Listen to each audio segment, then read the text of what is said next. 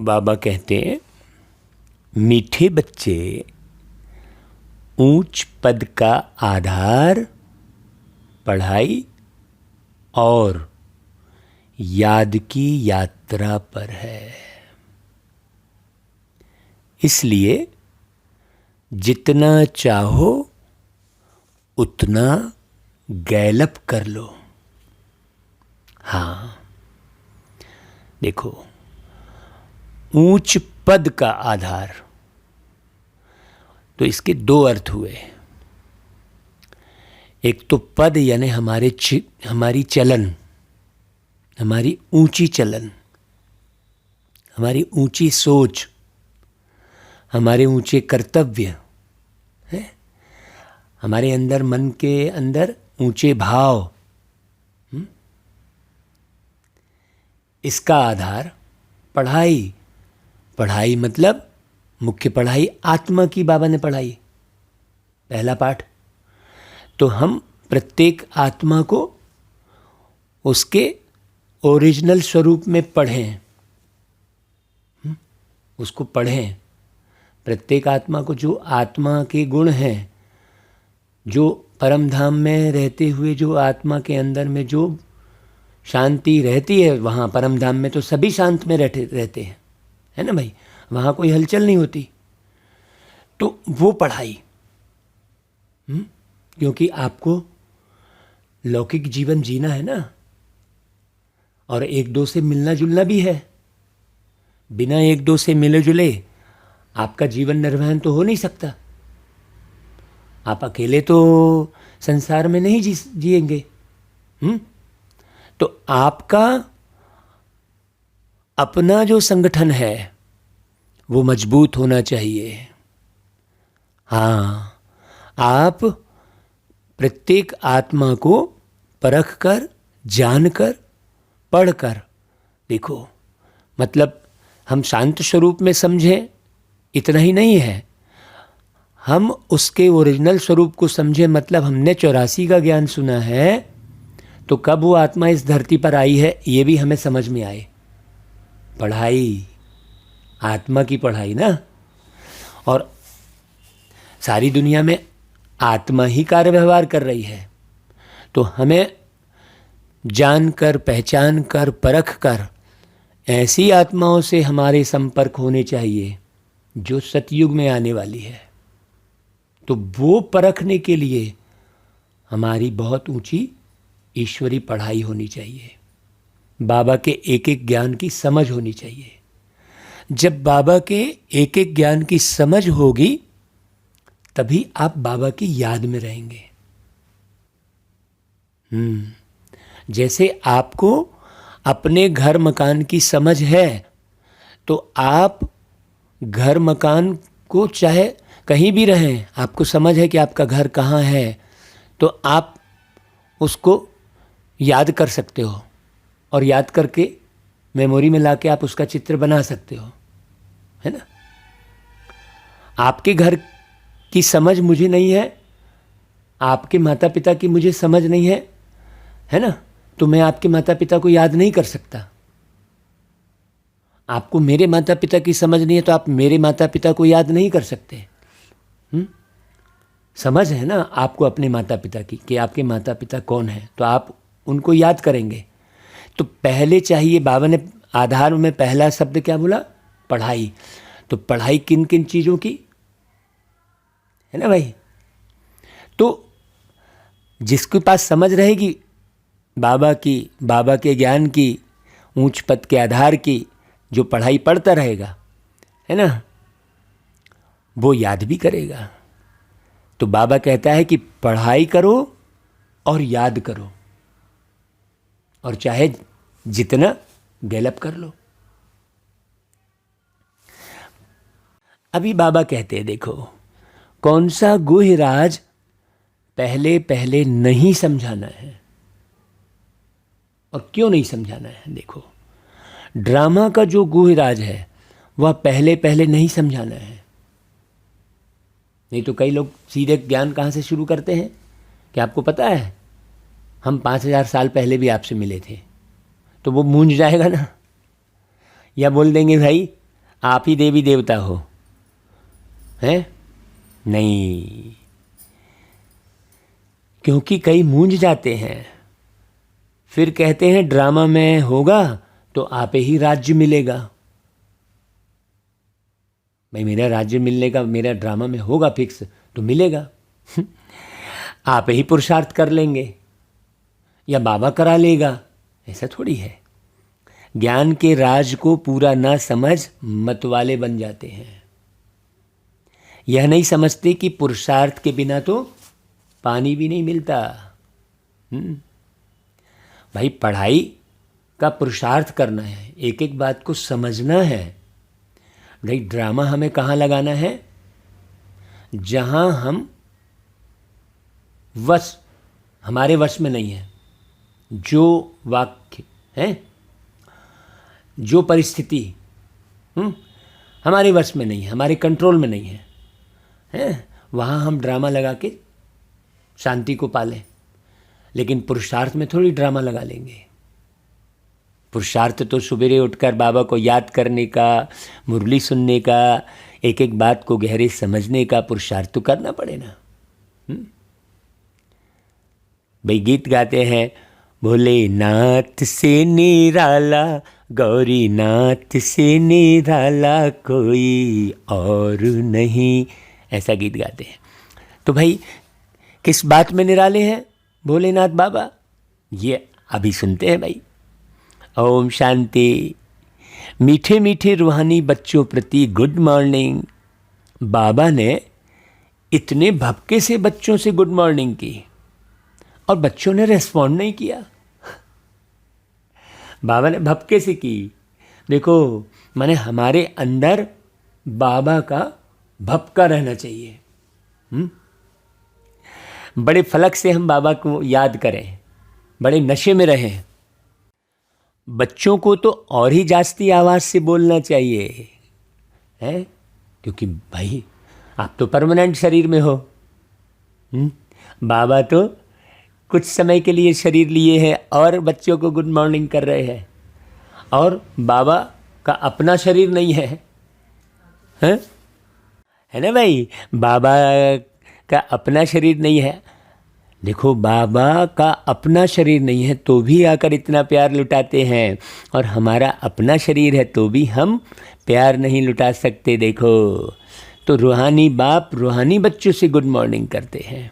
बच्चे भी जानते हैं कि हम इस शरीर द्वारा रूहानी बाप को गुड मॉर्निंग करते हैं, तो बच्चों को इतना उल्लास से कहना चाहिए ना, वाह बाबा, आखिर वह दिन आया आज जिसको सारी दुनिया पुकारती रहती, वह बाप सम्मुख हमसे गुड मॉर्निंग कर रहे हैं। जिसे ढूंढती सारी दुनिया वो बैठा सामने हमारे, जिसे ढूंढती सारी दुनिया वो बैठा सामने हमारे, है ना भाई? देखो, बाबा आके समझा रहे हैं आपको हर एक परिस्थिति को अपने योग्यता से, अपनी समझ के बल से हर एक परिस्थिति को पार जरूर करना है। ऐसा नहीं किसी भी सरकमस्टांस को हमने यूं ही ले लिया है, हल्के में ले लिया नहीं। हमें उसका बारीकी से मनन चिंतन करके उसको अच्छे से पार करना है। हमें ज्ञान को साथ में लेके चलना है। हाँ, कि भाई हम भाई ऐसे समय पर हम कौन से ज्ञान का उपयोग करें? ज्ञान सबसे बड़ा अस्त्र है। ज्ञान है ना भाई, अस्त्र है ऐसा। तो बच्चों को इतना उल्लास से कहना चाहिए। फिर जब सतो प्रधान बन जाएंगे तो पतित पावन को याद ही नहीं करेंगे। अभी तो भैया मिला है बाबा, अभी तमो प्रधान है, तभी याद करते हैं कि हे पतित पावन आओ, आकर हमको पावन बनाओ। अब तुम जानते हो कि बरोबर पतित पावन बाबा को ही आना पड़ता है। वही सुप्रीम फादर, गॉड फादर है। क्राइस्ट को सुप्रीम फादर तो नहीं कहेंगे ना, क्राइस्ट को सन ऑफ गॉड मानते हैं। सबसे सुप्रीम वो तो एक ही है ना बाबा। यह भी समझते हैं कि वो गॉड फादर ही इन पैगंबरों को भेजते हैं। कहते हैं भगवान ने भेजा। पैगंबर मतलब अंबर से पैगाम लेकर आने वाले, है ना भाई, अंबर के उस पार से पैगाम लेकर आने वाले। तो यह भी जरूर है कि पतितों को पावन बनाने सुप्रीम फादर को ही आना है भाई। बाकी सब पैगाम दे सकते हैं लेकिन पावन नहीं बना सकते। इसका मतलब ये है कि हम किसी को सुधार नहीं सकते, लेकिन हम पूरे समय क्या करते हैं, सुधारने में ही तुले रहते हैं किसी को भी, है हाँ। नहीं, हम सुधार नहीं सकते।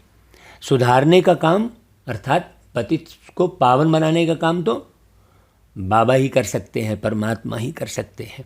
बाकी सब पैगंबर हैं। तो आप भी अंबर के उस पार रहने वाले हो और बाबा का पैगाम देने वाले हो, हैं। तो भाई हम सबको बिल्कुल अच्छे से समझ के पैगाम देना चाहिए सबको, है ना भाई। अब बाबा पतितों को पावन बनाते हैं तो कैसे बनाएं भाई, वो तो है निराकार। और पतित कौन बना है, आत्माएं। तो आत्माएं निराकार हैं और पतित बनी हैं। तो निराकार आत्मा को पावन बनाने के लिए निराकार परमात्मा ही चाहिए ना भाई।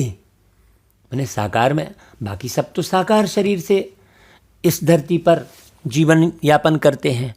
और बाबा निराकार है तो कैसे आए, तो कहते भी है ना भाई कि ब्रह्मा द्वारा स्थापना करते हैं। हाँ, तो ब्रह्मा द्वारा स्थापना कौन करते हैं, ये बड़ी समझने की बात है। यह भी किसको पता नहीं कि ब्रह्मा और विष्णु का आपस में क्या संबंध है।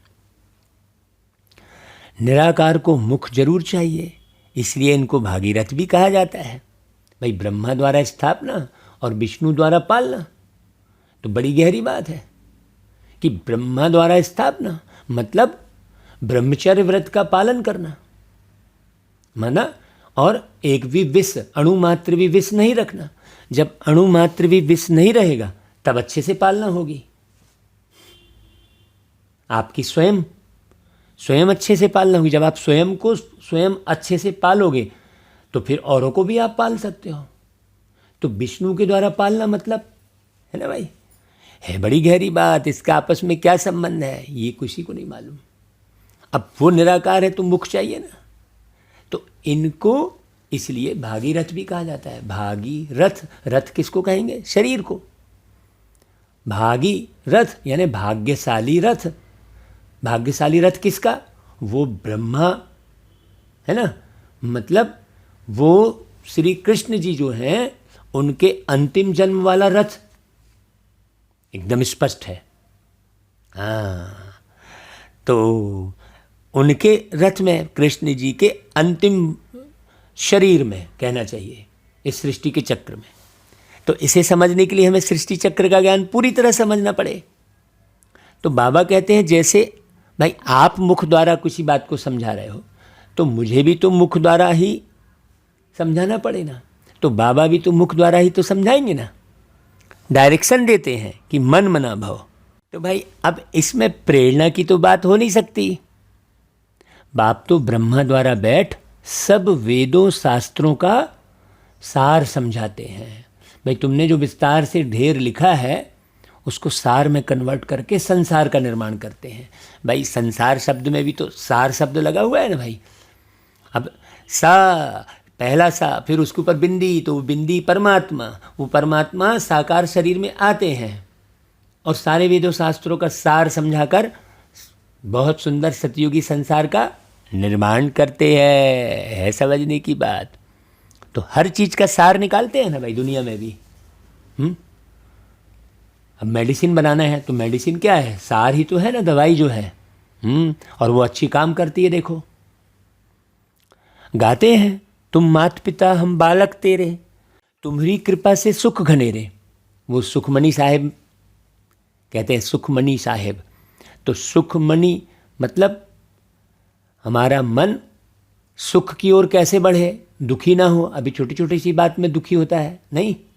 हाँ, तो बाबा के लिए ही कहते हैं, परमात्मा के लिए, कि तुम मात पिता हम बालक तेरे, तुम्हारी कृपा से सुख घनेरे। तो वही माता पिता इनमें प्रवेश करके तुमको नॉलेज देते हैं। कितनी समझने की बातें हैं।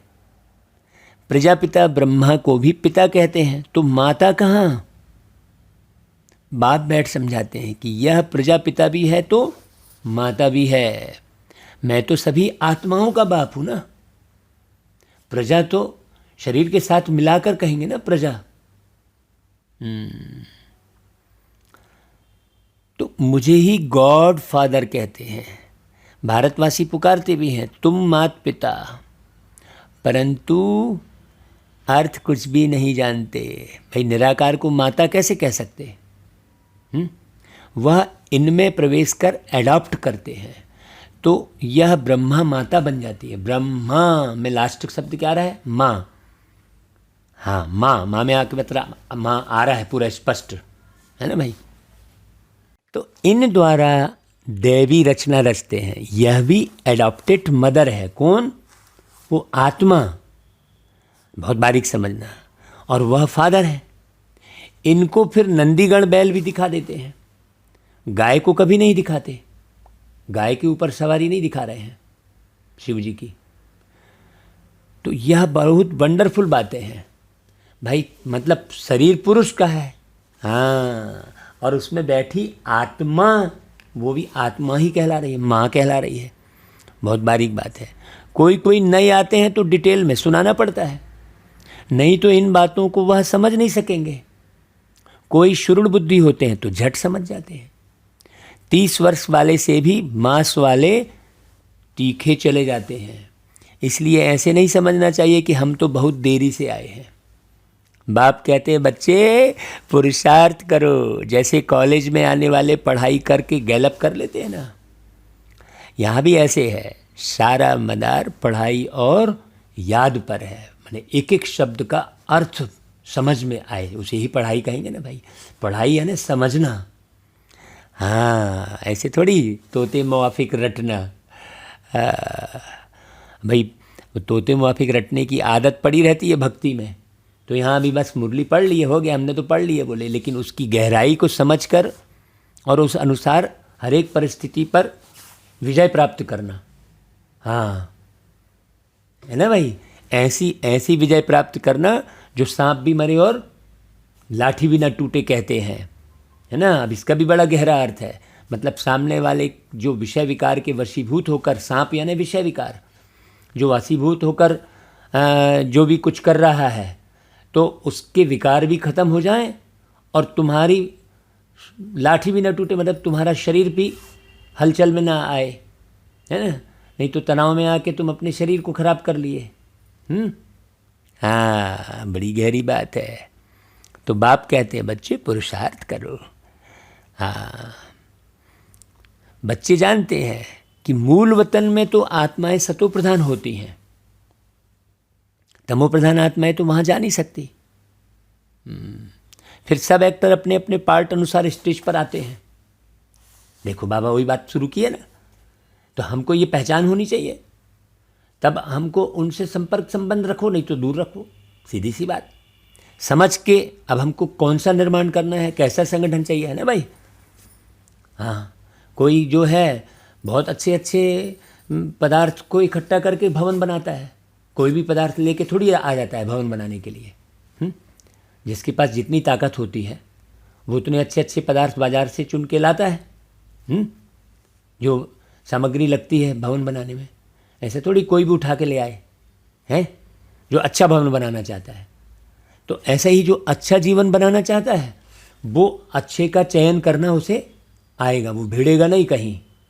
हाँ, बड़ी गहरी बात है। कहा जाता है कि नाले में पत्थर मारने पर छींटा अपने ऊपर आता है, तो उसका बहुत गहरा अर्थ है। भाई नाले में पत्थर कौन मारेगा, मतलब नाले के समान बदबूदार व्यक्ति, मतलब विषय विकारों से ग्रसित व्यक्ति हैं, से उलझना नहीं चाहिए। पत्थर नहीं मारना मतलब उलझना नहीं चाहिए, नहीं तो वो बदबू तुम्हारे अंदर भी, वो कीचड़ तुम्हारे ऊपर भी छिटकेगा। तो ये बड़ी बारीक बात समझने की है। बाबा ने स्पष्ट कह दिया, तमो प्रधान आत्माएं जो है तो वहाँ जा नहीं सकती। फिर सब एक्टर अपने अपने अनुसार आते हैं, ड्रामा ही ऐसा बना हुआ है। हद के ड्रामा में तो 50-60 एक्टर होंगे। तो वहाँ पहचान में आता है कि हाँ कौन नौकर का पार्ट बजा रहा है, कौन क्या कर रहा है, 50-60 होते हैं। यहाँ तो कितना बड़ा बेहद का ड्रामा है ये। बाबा ने हमारी बुद्धि का ताला खोल दिया है। तो अब समझते हैं कि यह लक्ष्मी नारायण विश्व के मालिक थे। कितने साहूकार थे, आधा कल्प विश्व के मालिक थे। उसको कहा जाता है अद्वैत राज्य। हाँ, वहाँ किसी भी किस्म का द्वैत नहीं है, द्वंद्व नहीं है ना भाई। भिड़ने वाली कोई बात नहीं है उस राज्य में कहीं भी। अभी तो छोटी छोटी सी बात में भिड़ते हैं, नहीं न सार न तत्व। वहाँ है ही एक धर्म, वह है राम राज्य, और यह है रावण राज्य। बहुत बारीक समझना। हाँ, राम राज्य में विकार होते ही नहीं। हाँ, रावण मतलब आत्मा राम वन वन भटके, मतलब रावण है आत्मा राम क्या हो, वन वन भटके, मतलब हाँ बने कांटों में रहे, विकार में, सीधी सी बात। तो राम राज्य में विकार होते नहीं, इसलिए सेकंड लाइन बाबा ने बोली। वास्तव में इसको ईश्वरी राज्य कहेंगे। ईश्वर को राम नहीं कहा जाता। बहुत लोग राम राम की माला जपते हैं, परंतु याद तो भगवान को करते हैं। राम नाम का नाम राम का राइट है, क्योंकि यह तो कोई जानते नहीं कि ईश्वर का नाम रूप क्या है। मनुष्य तो बहुत मूंझे हुए हैं। रावण कौन है यह भी नहीं जानते हैं। रावण को जलाने पर कितना खर्चा करते हैं। आगे दशहरा दिखाने के लिए बाहर वालों को भी बुलाते थे। साइंस का भी देखो अभी कितना जोर है। यह साइंस सुख के लिए भी है तो दुख के लिए भी है। सुख तो इससे अल्पकाल का ही मिलता है? इससे ही इस दुनिया का विनाश होता है। थोड़े समय का सुख, अभी अभी देखो कितने सारे सुख के साधन आ गए। अब देखो कितनी जल्दी है, कितनी जल्दी अभी हाहाकार मचना शुरू हो गया। प्रत्यक्ष है ये। तो थोड़े समय का ही सुख, बाकी तो दुख है। सुख तो इससे अल्पकाल का ही मिलता है। तो यह दुख हुआ ना भाई, तुम्हारी है साइलेंस पावर। अब साइंस ने आविष्कार किए हैं अणु परमाणु बम के, जो एक एक देश को खत्म कर दे, हैं? तो दुख हुआ ना भाई। उन्हों की है साइंस पावर। तुम साइलेंस से अपने स्वधर्म में रहते हो तो पवित्र बन जाते हो। याद से विकर्म विनाश होते हैं। तुम योग बल से राजाई लेते हो। इसमें लड़ाई आदि की कोई बात नहीं है। हाँ, अब यहाँ पर योग बल मतलब समझ का बल। जो समझदार होगा वो इधर उधर लड़ेगा झगड़ेगा नहीं, है ना, वो शांति में रहेगा। साइलेंस पावर बाबा ने कहा। तुम बाबा से राजाई का वर्षा पाते हो। बाहुबल की तो बात ही अलग है। कल्प कल्प तुम बच्चे ही पतित से पावन बनते हो, फिर पावन से पतित बनेंगे। यह ड्रामा के है ना भाई, यह ड्रामा है हार जीत का। किससे हारते हो ये मालूम नहीं है, और किस पर जीत पहनते हो ये भी समझना है। हार जीत का खेल है। हाँ, लेकिन सबकी बुद्धि में यह बातें नहीं बैठेंगी, क्योंकि सब तो सतयुग में आएंगे नहीं ना भाई। तो वहाँ भी माथा नहीं मारना चाहिए। जहाँ बुद्धि में नहीं बैठे किसके, तो वहाँ माथा क्यों मारना बिना मतलब का। चुपचाप किनारा करो। बेहद का बाप अपने बच्चों को ही समझाते हैं। बाबा सबके ऊपर माथा नहीं मार रहे हैं। दूसरे धर्म वाले आते ही बाद में हैं। यह पुरानी दुनिया है। दैवी धर्म का फाउंडेशन ही क्या हो गया है, सड़ गया है।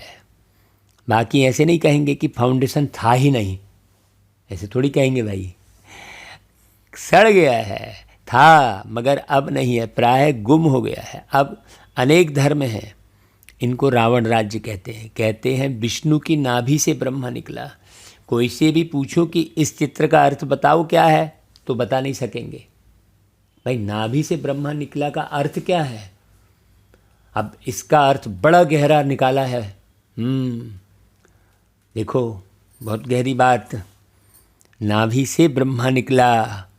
हाँ, अभी सारे लोग कहते हैं पापी पेट का सवाल है। अरे क्या करें, ये पेट सारा कुछ गड़बड़ कराता है, हैं? तो इस पेट के ख्याल से तुम बाहर निकलो, है ना। विष्णु के नाभि से ब्रह्मा निकला, मतलब इस पेट के चलते व्यक्ति जमाने भर के विष हैं, क्रोध का उपयोग करता है पेट के लिए, हैं? क्या करें, रोजी रोटी का सवाल है कहते हैं। तो जमाने भर के विष से भरता है कौन? व्यक्ति कौन? आत्मा। अब वही आत्मा जब इन ख्यालों से अलग होकर, हैं, और ब्रह्मचर्य व्रत का पालन करके और ब्रह्मा के समान बनने का पुरुषार्थ शुरू करे, भाई वो आत्मा भी पहले ब्रह्मा थोड़ी रहती है। वो तो शिव बाबा जब उनके तन में आते हैं तब ये सारी शिक्षा देते हैं। तब वो पहले जो फॉलो करते हैं वो पहले ब्रह्मा है, फर्स्ट ब्रह्मा, फिर नेक्स्ट टू ब्रह्मा भी हो सकते हैं, है ना भाई। बड़ी गहरी बात है। नेक्स्ट टू ब्रह्मा मतलब मास्टर ब्रह्मा, ब्रह्मा के पुत्र ब्रह्मा कुमार, है ना भाई। मतलब ब्रह्मा के पुत्र ब्रह्मा कुमार कहते हैं ना भाई, ब्रह्मा कुमार ब्रह्मा कुमारियाँ। हाँ, तो मास्टर ब्रह्मा भी कहते हैं बाबा। तो बाबा कहते हैं कोई अर्थ नहीं बता सकेगा, आत्मा तो एक ही है, उनको कहेंगे विष्णु। विष्णुपुरी भी दिखाते हैं। यह है संगम ब्रह्मापुरी। अब ये सब गहरी बातें हैं ना, इतनी गहरी बातें कहाँ कोई बोलेगा या समझाएगा, कहाँ ये किस ग्रंथ में है? इतनी बारीक बातें। प्रजापिता ब्रह्मा तो जरूर चाहिए, ब्राह्मण है चोटी, ब्राह्मणों को चोटी दिखाते हैं। यह विराट रूप का चित्र भी खास भारतवासियों के लिए है, और भारत में फिर बहुत धर्म वाले रहते हैं, इसलिए इनको वैरायटी धर्मों का झाड़ भी कहा जाता है। यह है मनुष्य सृष्टि का झाड़, परंतु इसमें वैरायटी धर्म है। पहले डिटिज्म है, अर्थात देवी देवताओं का धर्म, फिर इस्लामिज्म है, और यह है ब्राह्मण है। और भी है, बाबा ने मुरलियों में पहले भी कहा है, बौद्धिज्म, ऐसा कहा है ना भाई। तो इस संगम का तो किसको पता ही नहीं है कि एक छोटा सा युग भी होता है। माने एक छोटा सा समय ऐसा आता है जब भगवान धरती पर आते हैं और इस तरह से पढ़ाते हैं। ये समझ थोड़ी मालूम है किसी को कि भगवान ऐसा पढ़ाते हैं, कोई लीला नहीं दिखाते किसी भी किस्म की, कोई ड्रामा नहीं करते। भगवान एक तन में आते हैं, चुपचाप पढ़ाते हैं, चले जाते हैं। ये मुख्य बात है। वो काहे की लीला करेंगे, काहे को ड्रामा करेंगे, क्यों जन्म लेंगे, वो क्यों गर्भ में रहेंगे, वो है ना भाई, क्यों किसी एक को माँ बनाएंगे, वो तो सबके बाप हैं। तो यह है पुरुषोत्तम संगम युग, पुरुषोत्तम ब्राह्मण धर्म। जबकि सोशल सर्विस करते हैं तुम बच्चों को, रूहानी सोशल वर्कर कहा जाता है। सोशल वर्कर भारत में बहुत हैं, उनको भी सिखाते हैं कि नम्रता भाव से सेवा करो, उनको भी कहते हैं। जो पक्के कांग्रेसी थे वह तो झाड़ू आदि भी लगाते थे, मेहतर आदि का काम भी किया करते थे। आगे जो पक्के थे वह चीनी के बर्तन में खाना नहीं खाते थे। मैं एक उदाहरण दे रहे हैं बाबा। तो जो पास्ट हुआ वह ड्रामा है, वही फिर रिपीट होगा। इन बातों को समझते नहीं तो मूझते हैं, इसलिए ड्रामा का राज शुरू में किसी को समझाना नहीं है। हाँ, पहले तो आत्मज्ञान। तो कहेंगे अगर ड्रामा में नून होगा तो हमको आपे ही राज्य मिलेगा और पुरुषार्थ भी आपे ही करेंगे। ऐसे मत वाले भी होते हैं, ज्ञान के राजों को पूरा समझते ही नहीं है। अरे भाई, पुरुषार्थ बिना तो पानी भी नहीं मिलेगा, आपे ही थोड़े ही पानी आकर मुंह में पड़ जाएगा, उठाकर तो पीना पड़ेगा ना। तो बाप आते ही है पतितों को पावन बनाने। वह आकर सहज रास्ता बताते हैं कि आत्मा को पावन बनाने के लिए मुझे याद करो तो विकर्म विनाश होंगे। बाप ही पावन बनाने के लिए श्रीमत देते हैं, मुझे याद करो। परंतु वह निराकार है तो जरूर साकार में आकर श्रीमत देंगे। बाप कहते हैं यह मेरा शरीर भी मुकर्रर है, यह बदली हो नहीं सकता, यह भी नूंद है, गाया भी जाता है। परम पिता परमात्मा ब्रह्मा द्वारा स्वर्ग की स्थापना कराते हैं, विष्णु द्वारा पालना कराते हैं, शंकर द्वारा विनाश कराते हैं, ऐसा कहा जाता है ना। तो यह भगवानुवाच है ना, तो बोलने के लिए मुख चाहिए, प्रेरणा से थोड़ी ही पढ़ाई होती है। बाप आकर इन द्वारा डायरेक्शन देते हैं। यह चित्र आदि इस ब्रह्मा ने थोड़े ही बनाए हैं, यह भी तो पुरुषार्थी है ना, यह कोई नॉलेजफुल नहीं है, यह तो भक्ति मार्ग में था। तो भक्तों का उद्धार तो भगवान को ही करना है, भक्ति का फल आकर देते हैं। तुम बच्चों को मनुष्य से देवता बनाते हैं, तो बाप इनमें प्रवेश कर राजयोग सिखलाते हैं। इनका नाम ही है शिव बाबा।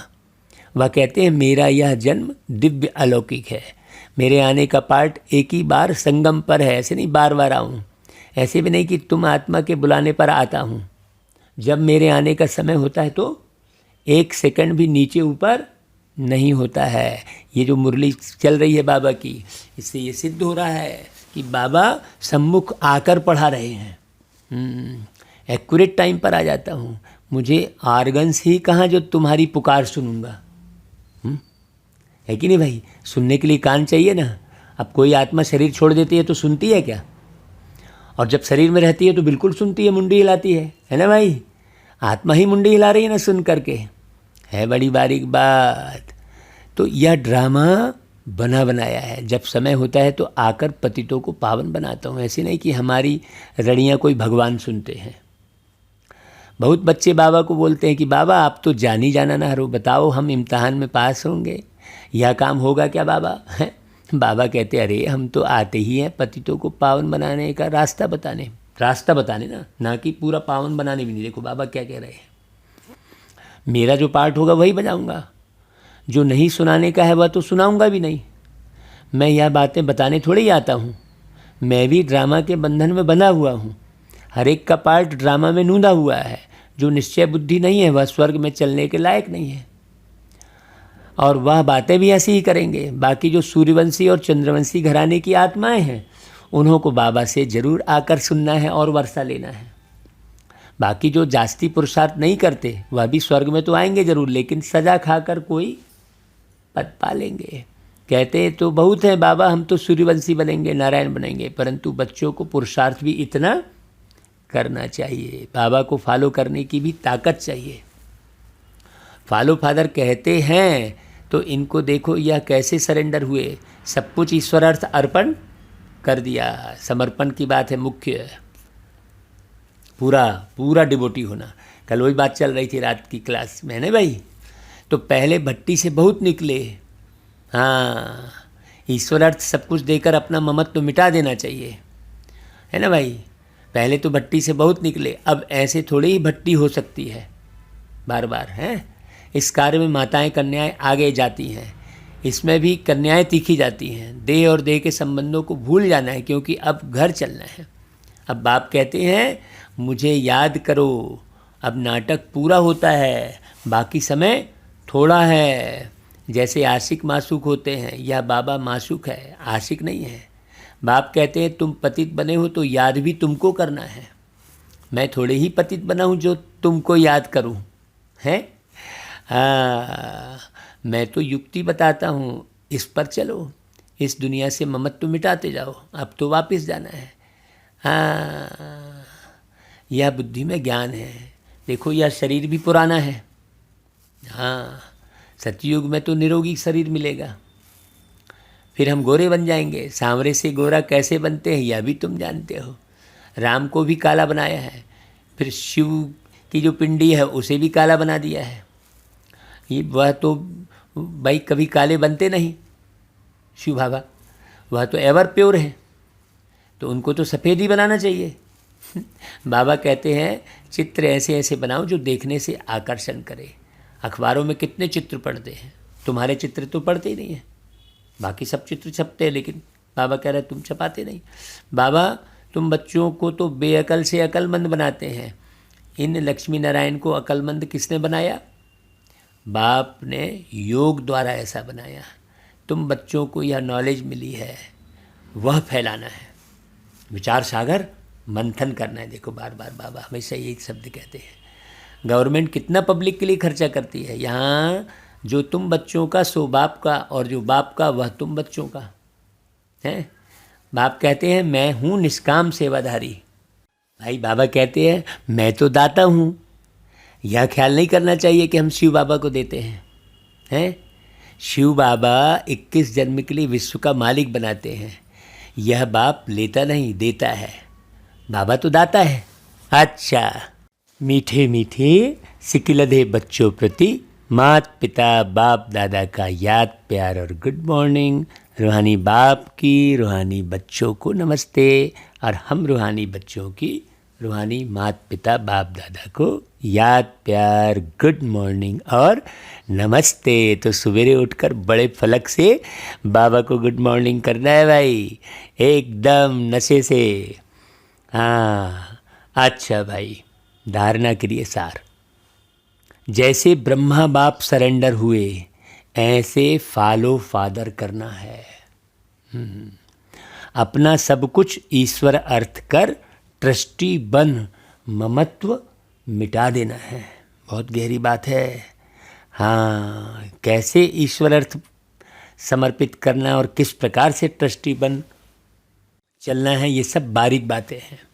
दूसरी पॉइंट, लास्ट आते भी फास्ट जाने के लिए याद और पढ़ाई पर पूरा पूरा ध्यान देना है। जब तक आप पढ़ाई पर और याद पर पूरा पूरा ध्यान नहीं देंगे, तब तक आप फास्ट नहीं जा सकते। अच्छा भाई, वरदान, पुराने संस्कार रूपी अस्थियों को संपूर्ण स्थिति के सागर में सामने वाले समान और संपूर्ण भाव है, समाने वाले हैं। ये गलत प्रिंट हो गया है ना भाई।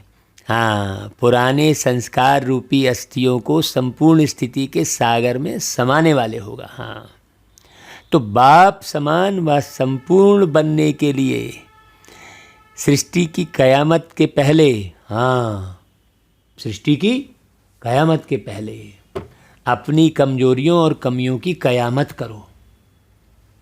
कोई भी उलझन का नाम निशान न रहे, ऐसा अपने को उज्जवल बनाओ। बड़ी गहरी बात है।